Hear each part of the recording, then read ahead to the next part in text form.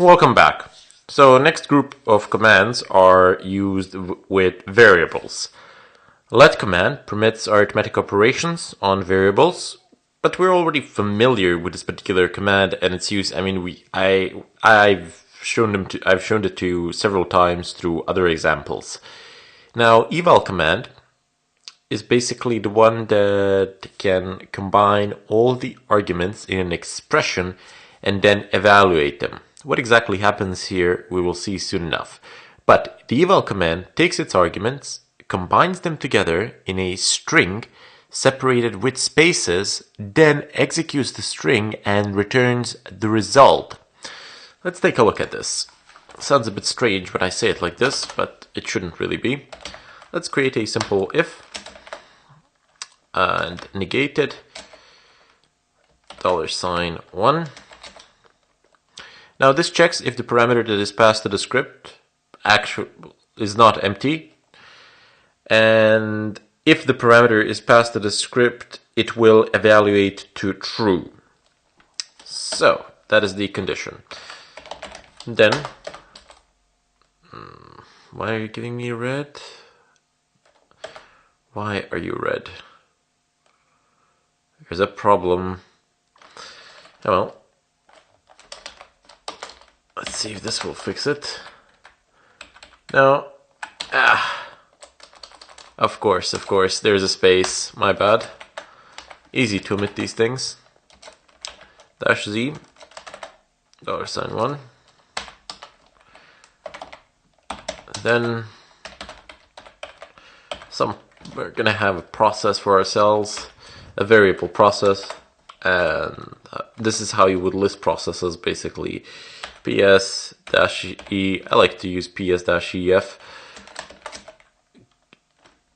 pipe, grep, and 1.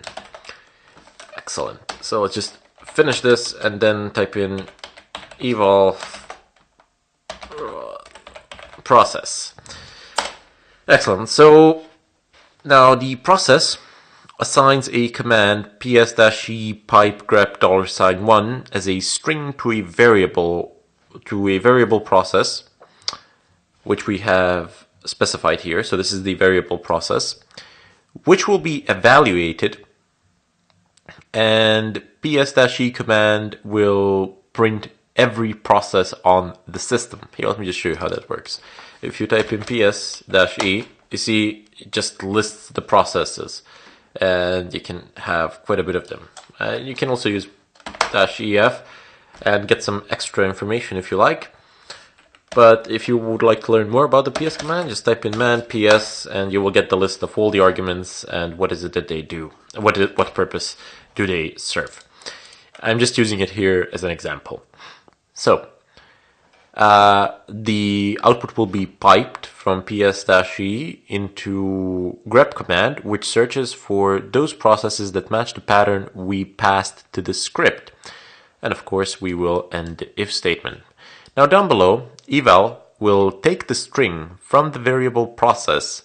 So it will take the string from this variable, and it will execute that string and then return the result to the variable.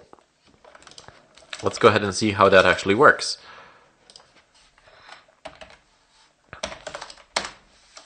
Okay, it doesn't. Why? Well, we haven't really passed an argument to the script, so it's not going to work, obviously. Let's go ahead and pass it, let's say Firefox here. There we go. We do indeed have a process Firefox, and it does indeed list it out without any sort of problems of whatsoever. Now, next up is the set command.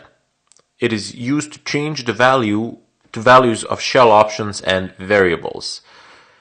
Option that is being set can be processed by a minus or a plus sign, basically dash or plus. Dash enables that option and plus disables that option, so it's a bit counterintuitive in a sense. Oops, I just moved the script. I just moved my notes and the script on the other monitor. Sorry about that. So keep in mind that in regard to this dash and plus, if no options or arguments are specified, then set command displays the names and values of all shell variables and functions in a sorted manner and a format which can be used as input. Set command is also used to set the positional parameters as well. So let's take a look at what this actually is and what this does, because this is a lot of talk. By the way, this chapter I've omitted for a while, and then I casted all the other chapters down the stream, and that's why you have the numbers on the left side. But stick around and find out how I actually got them there. You'll see it in the later videos. But for the time being, if you would like to learn it yourselves, feel free to go out and search it. You would need to type in how to get line numbers in VIM, and one of the first search results will basically tell you what commands you need to pass to the VIM text editor in order to get them. If you wish, do that. If not, stick around, and in the follow-up tutorials I will indeed show you how to do that without any problems. It's very simple and easy. So let's take a look at this example. We can type in set plus O history, or set minus O history. O enables history option, minus O or dash O enables history option, while plus O basically disables it. What is a history option? What is that? Well, if I type in this history and press enter, hey, guess what? These are my previous commands. Here is the man ps, here is the psef, here is the ps-e, all of these commands which we ran, and here's even our script. They are remembered. 622 commands are remembered. I do believe that these things can be changed, but there's like, why would you want to remember more than 600 commands? I do believe that I have a greater number. It's just that I don't think I've actually typed in that many since the last reboot. Anyway, it is not that important. What I'm trying to demonstrate here is that these options can be set and they can be set and unset. As I said, it's a little bit counterintuitive, but hey, it does work. Now, if you disable the history, the commands will, if you do it from the script, then the commands will not be recorded. Anyway, we will go ahead and type our echo, and I don't know, before setting the parameters. So we will echo the parameters that we have passed, basically. Echo $1 equals $1. Echo $2 equals $2.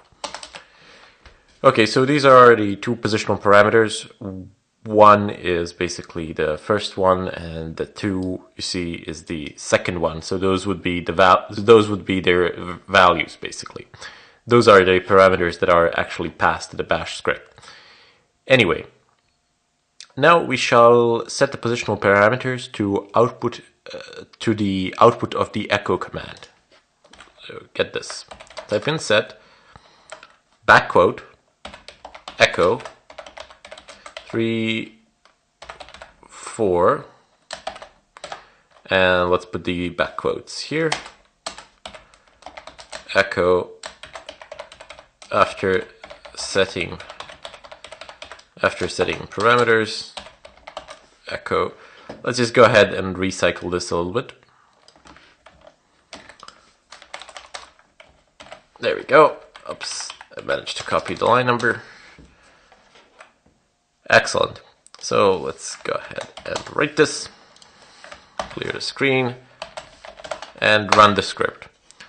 So before setting the parameters, they are nothing. After setting the parameters, they are 3 and 4. You see how we have managed to do it? I know it can be a little bit counterintuitive with these things, but it does actually function. So if I just run it again, it's 3, 4, and here it is empty. Anyway, one of the ways of setting them in any case, but yeah, so it would be the equivalent of us writing something here and passing it to the script in a way, and setting these parameters, because I have already explained what $1, what $2 represents within the script. But let's type in history.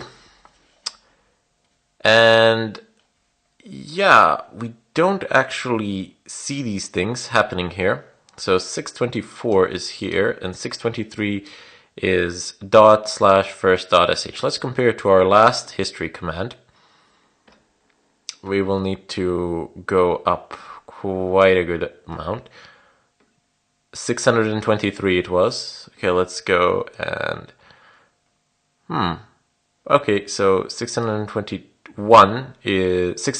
is first.sh, 621 is this, but why has this occurred? What is the problem? Well, we have disabled the history, and then we have enabled it. Try messing around with these options, try just disabling it and see what happens. You are, of course, not permanently disabling history. Pretty much any changes that you make with these scripts will be revert back to the normal upon the first reset of the system. So I bid you all farewell. If there is something unclear, feel free to post a discussion. There are people whose job it is to basically provide you with answers and provide you with technical support. So please feel free to utilize that resource that is there for you.